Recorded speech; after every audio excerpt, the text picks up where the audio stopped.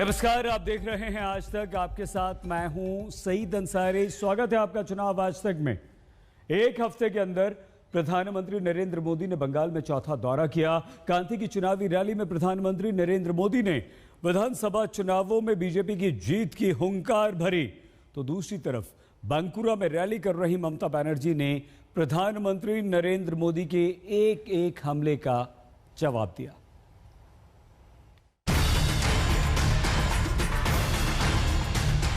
दीदी, ओ दीदी, मुझे बार बार इसलिए कहना पड़ता है, वो सुनती नहीं किसी का। दीदी, ओ दीदी, अरे दीदी, ये तृणमूल के पाप का घड़ा भर चुका है।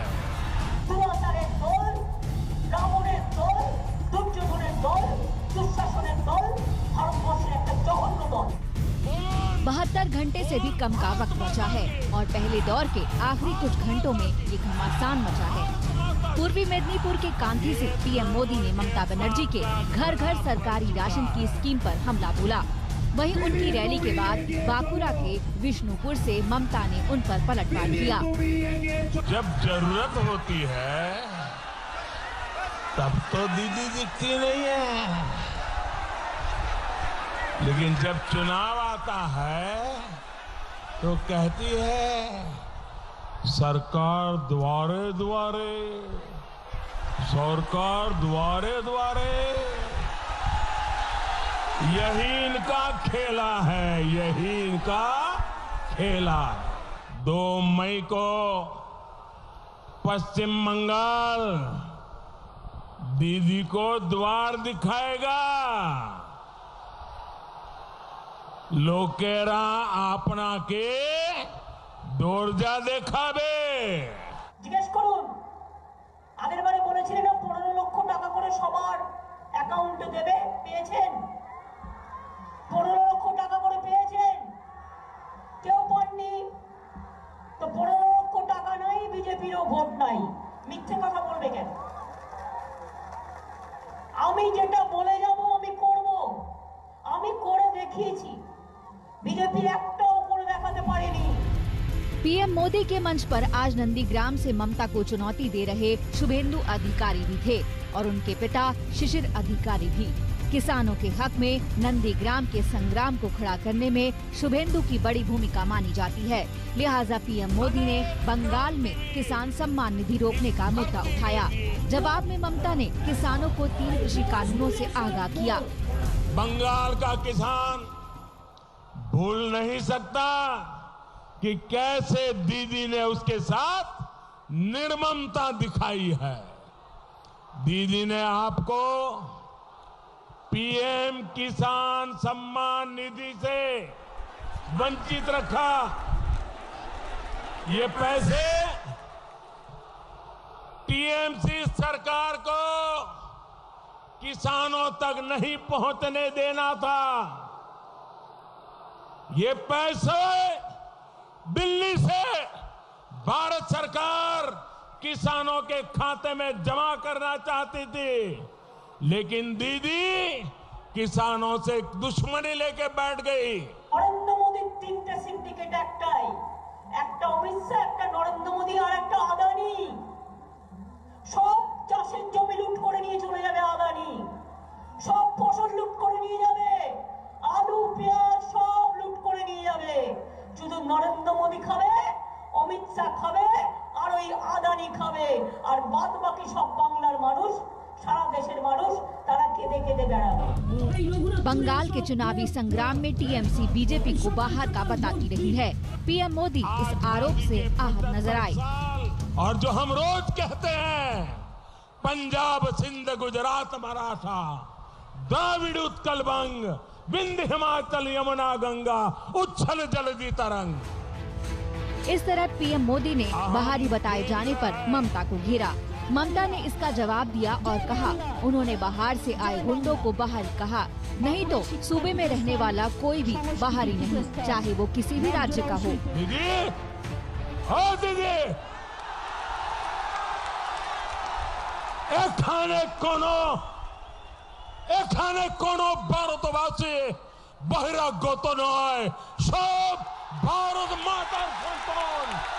टूरिस्ट कहा जा रहा है, मजाक उड़ाया जा रहा है, अपमान किया जा रहा है।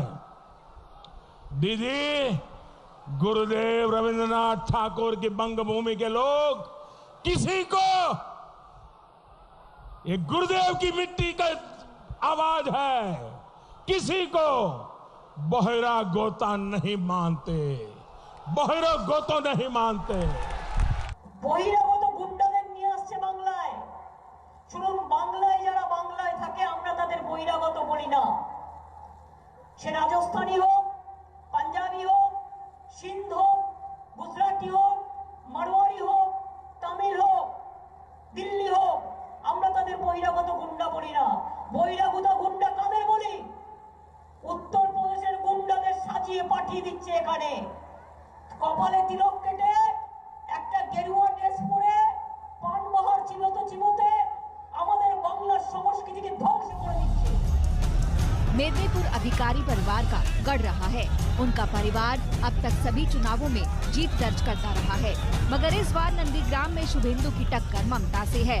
ऊपर से नंदीग्राम में ही ममता को चोट लगी, लेकिन पीएम मोदी ने ममता पर नंदीग्राम को बदनाम करने का आरोप लगाया।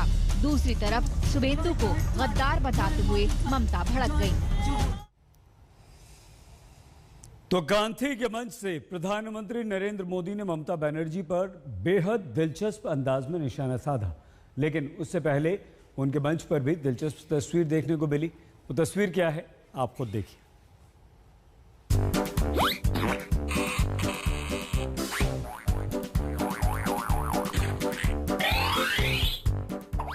नेताओं कार्यकर्ताओं को भला ऐसा सौभाग्य कहां मिलता कि प्रधानमंत्री उनके चरण स्पर्श करे। विरले ही ऐसी तस्वीर दिखती है जब कार्यकर्ता एक बार दंडवत हों और पीएम मोदी धरती का शत शत नमन करें।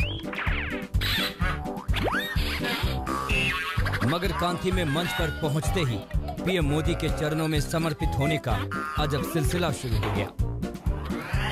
महिला उम्मीदवारों और कार्यकर्ताओं ने शुरुआत की। पीएम मोदी हैरान परेशान थे। उन्हें रोकने के लिए पीएम मोदी उनके पैर छूने लगे। अब जब बड़ा नेता आगे झुके तो विनम्रता का तकाजा है कि कार्यकर्ताओं और नेताओं को उससे ज्यादा झुकना चाहिए। आखिर में यही विनम्रता अपनी पराकाष्ठा पर पहुंच गई। एक कार्यकर्ता पीएम मोदी के आगे मंच पर साष्टांग हो गया।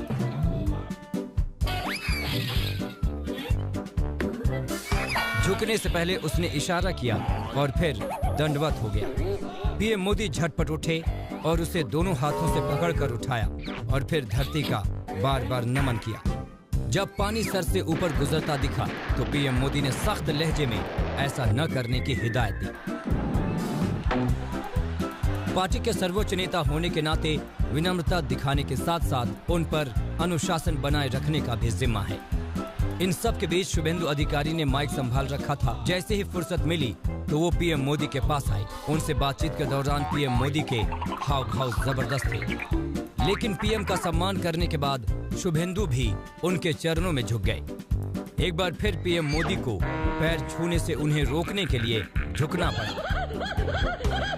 दरअसल पीएम मोदी की आचार संहिता में चरण स्पर्श वर्जित है।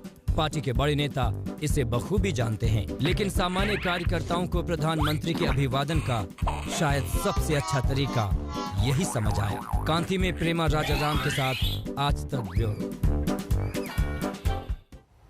बहुत छोटे से ब्रेक के लिए हम यहाँ पर रुक रहे हैं। जैसे ही लौट कर आते हैं कुछ ही देर में आपको बताएंगे पहले चरण के मतदान से पहले बंगाल में खूनी खेल।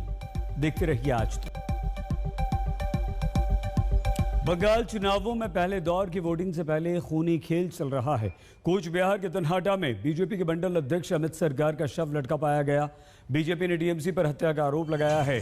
हत्या के विरोध में बीजेपी कार्यकर्ता सड़कों पर उतर आए। वहीं बीजेपी ने पूछा कि क्या ममता बनर्जी का खेला होबे यही है।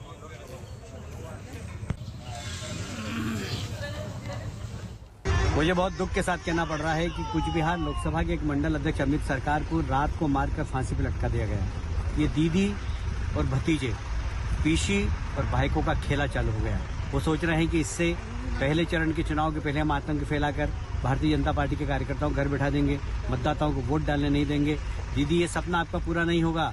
हम कितना भी बलिदान देना पड़े हम देंगे, पर बंगाल को बचाएंगे, बंगाल के संस्कार बचाएंगे, बंगाल की संस्कृति बचाएंगे और बंगाल को सोना और बांग्ला बनाकर इस प्रदेश की जनता को सौंपेंगे। ये संकल्प है हमारा और इसलिए आपका ये सपना कभी पूरा नहीं होगा। हम रुक रहे हैं यहाँ पर कुछ देर के लिए, आप देखते रहिए आज तक। नमस्कार, मैं हूं अंजना ओम कश्यप। हमें उम्मीद है ये वीडियो आपको पसंद आया होगा। लेटेस्ट खबरों के लिए यूं ही देखते रहिए आज तक और इस वीडियो के पसंद आने पर लाइक, शेयर एंड सब्सक्राइब करना ना भूलें।